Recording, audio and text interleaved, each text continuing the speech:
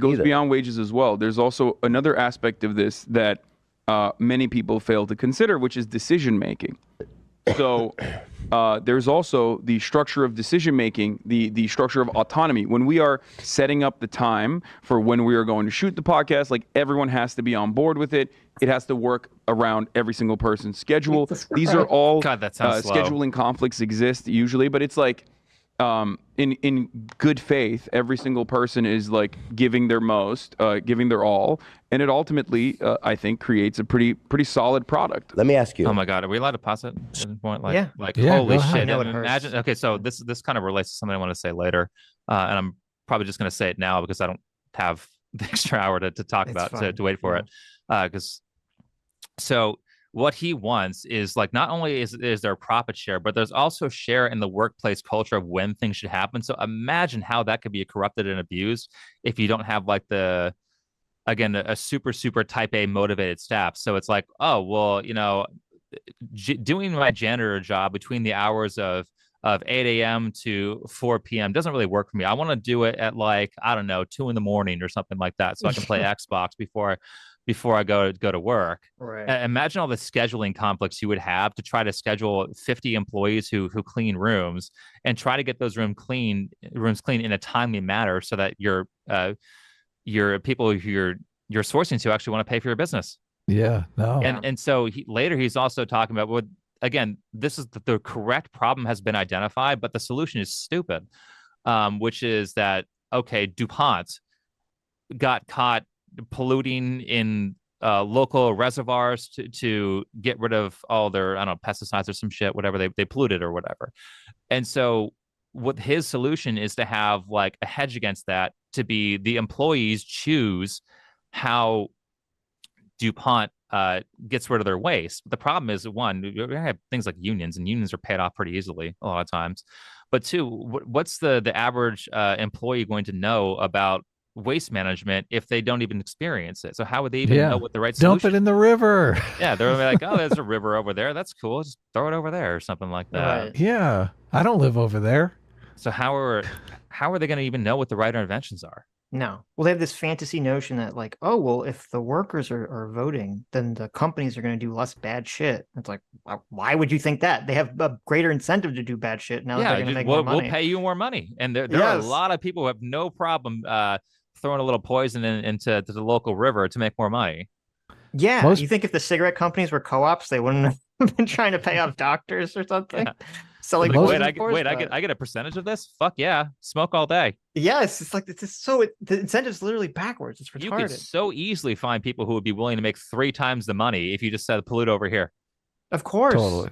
And then also just like Hasan comparing, and I don't know if I don't know what his like CV is. I don't know if he's ever worked like a non-media job. Because the idea that he's comparing this to like, okay, so he's a podcast with 4 people, and I guess the 5th person is like the person who films it or whatever, or the manager or something, or the producer. He's got like these 5 people on this podcast, 4 of whom I'm assuming are like already streamers. One of them's Tana Mongo. And it's like, okay, yeah, wow, your big comparison here for socialism is that you have 4 people on a podcast, so you have to all figure out your schedules because you all have to physically be there to film something. Wow, you're going to compare that to like working at a restaurant or a giant corporation or something where you're saying every individual employee is supposed to be able to vote on every decision the company makes. That's insane. That's gonna totally heavily slow down the process. Yeah, this is the most inefficient thing ever. You can't make any decisions. You'd fail. Right. And again, each of those 5 people, maybe except for the camera guy, so let's say the 4 people, they're all executives. They're all people who are successful. Yes. So they all it's reasonable to say, hey, let's work this out, versus like, are you going to let the guy who gets you coffee make a decision on what the scheduling should be? Yes. He's most important. I mean, he's low on the totem pole. Somebody else, I think Ela gave him coffee. Are they drinking beer, by the way, or is that canned coffee? I don't know. It's probably their coffee brand. Most people are totally averse to personal risk too. So like expanding the business, anything that you might do that could seem risky, they're going to shoot that down immediately. Like, should we hire 10 more employees and expand? I mean, we may lose money. No, don't do that. Well, that's going to cut into my profit. You would have other employees saying no to hiring more employees because they don't want to get rid of their profit. Of course. You mean every time you hire another janitor, I lose 0.5%? Fuck that. Yeah, totally. Yeah, why would you ever do that? This business will not function. Yeah. I would love to see it in practice, though. Oh, I'd love to see a show about it. Yeah, like it would be amazing. Maybe some reality of this television. Is like partially unique experiences. I used to very long time ago. I used to teach yoga, and when you teach yoga, you basically work a million different places. And so I've seen how a million different yoga studios run. And I remember seeing one that just had this like, okay, these people clearly do not know business. Because I was like, they showed you their pay structure on like a piece of paper. It was like, oh, if you have by the way, this is if you had 1 day of teaching experience, you would get paid this much. By the way, usually if you have 1 day of teaching experience, you're lucky if you get to teach for free. Right. So if you have a degree, you get paid $20 more an hour. If you have this specific certification, you get $10 more an hour. If you've got a personal training certification, you get 10. This is like you're going to start paying like. By the way, you have no students in the class. Nobody's paying anything.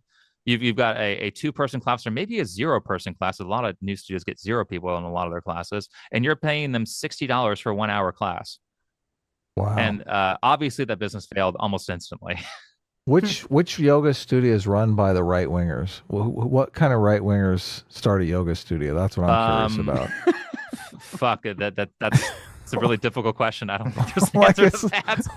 I think the best it's all left wingers, right? All the different yoga studios. I think the best you're going to get is liberal. The best you're going to get is not woke. It's like liberal to socialist. Yeah. That's hilarious. I mean, we shouldn't be doing yoga anyway because that's anti-Christian, yeah, apparently. Well, I guess no. They're drinking coffee, by the way. It's not beer. Oh, okay. Ew, canned coffee is disgusting. Yeah. You acknowledge that in this socialist theoretical country where I go from 10 to 15 and I give Dan 15, hypothetically for any worker joining, that I, as a business owner, I would be less likely to be hiring people. Certainly. And that's not good, is it? No, I don't agree with that. I don't think that's necessarily a bad thing at all. Because he hasn't run a business. There's no jobs. Nobody wants to hire anyone. No, that's a good thing. We don't need as many jobs. Okay. Like, I don't know, because like I've gone through a lot of people that did not work out. Mm-hmm. And they were hired on like let's say you can still fire them. Exploratory. So is it at will employment in this situation? In this structure, you can still, of course, like you can still have issues with an employee and fire them. It's ironic because like Japan, for example, is like the most capitalist country on the planet. This is a bad example. And yet in Japan, they have this like very unique culture where getting into a place of business is very difficult. But once you actually have made it into the corporation, they don't fire you. They can't fire you. They never fire you. What they do is they ostracize you and make you into a social pariah within the company. Oh my God. And try to get you to quit. Yeah, holy shit. This is this is his example. Hasan literally knows very, very little about Japan. Okay, so there's a whole work culture around Japan that is causes lots of I don't know how you want to say this YouTube friendly, lots of ending of your own life. Yeah, I was going to say they overwork. Overworking is a massive problem in Japan, where people literally have no free time. Where it's like you go to work and you can't leave until your boss leaves, or it's dishonorable. They force you to interact with your coworkers with like, oh well, we're all going to have beer tonight. You have to go. I was like, I don't want to fucking go. Or you want to drink around other employees and get my ass fired? Why? Why would I do that? Or create drama in the workplace? Mm-hmm. Sounds great. And maybe it works out in some companies, but you're literally forced to go to these meetings. Or forced by cultural enforcement, or again, they'll ostracize you until you quit. Because who would want to work in a place where everybody hates them? Also in Japan, because it's so hard to get hired, your job a lot of times is your life, and so people will unalive themselves if they get fired, or if they lose their job, or if they quit. Mm-hmm. So this is a horrendous example. Japan is definitely not the ideal workplace to be. They also get, I mean, I don't know why he's using this in the first place, because one, they work crazy amount of hours, which is not what people who like socialism want, and they don't get any vacation. Yeah. Well, they're also not socialists, as he said. So why is this the example? Yeah. I mean, and why would you want to live in a society where it's like, oh, we can't fire you, so we're going to like psychologically torture you till you quit. Yeah, why would you Like, also want to be the person who has to deal with an employee who sucks too? Like, yeah, this is a massive, because I wanted to live in Japan a while ago, like 10 years ago, because I've been studying the language for a while, and I started looking at their policies, and I was like, fuck that. No, America's way better. Based weeb, look at you. I think, yeah, maybe that's why a lot of the weebs are socialists and don't understand how ridiculously hard you have to work in Japan. Yep. Like to the point where you're starting to get diminishing returns heavily. And I mean, like there are preschool teachers working 80 hours a week. What are they even I'm sorry, doing preschool, kindergarten teachers, like elementary school teachers working 80 hours a week.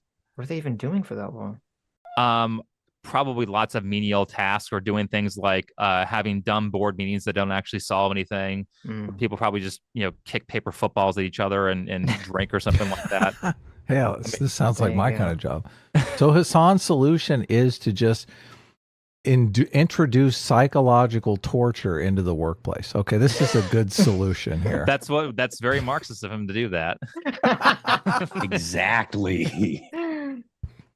This is what I love, because if you're watching this as like an uninformed person, you're like, oh yeah, that sounds pretty reasonable. And if you looked at his chat, they were like, Ethan's so dumb, Ethan learn, listen, Ethan. I was like, no, are you fucking kidding me? Yeah, but they like to psychologically torture people. This, yeah, have they had a job? I mean, probably pretty young. It seems to be like they appeal to a young audience, right? You can tell by their super chats. if it's all $2 super chats, then maybe. Listen, don't disparage our $2 super chat.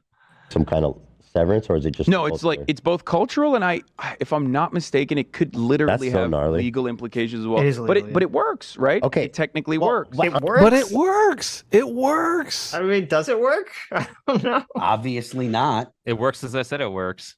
Bullying in the workplace now. Hasan is in favor of bullying. How far do we go? Well, Hasan is clearly in favor of bullying, because he'll do it to anybody who doesn't agree with him. Oh, that's true. I mean, because he made his initial reaction to a video I did about there was this campaign between or not between, but they both cover the same topic, the Vice and the BBC, about how things are unfair in competitive gaming because there's only there's no women who are as successful as men in competitive gaming with a shared what do you call that? Must be sexism. Yeah. So basically that was with the shared space where they're both competing male co-ed. So that's the word I was thinking of. So I was like, this is dumb. This is affirmative action. This is actually sexism to give because what they were suggesting is that they give a woman a spot in a competition that she didn't earn.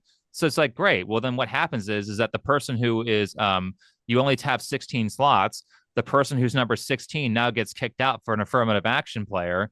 How pissed would you be? Because a lot of times you can go from you place 16th and maybe you place a lot higher because the next game is better. Like, I'd be super pissed about that. Hell yeah. So he made a reaction to that. Part of it was like harassment in gaming. It's like, put the mute button on. Stop being such a pussy.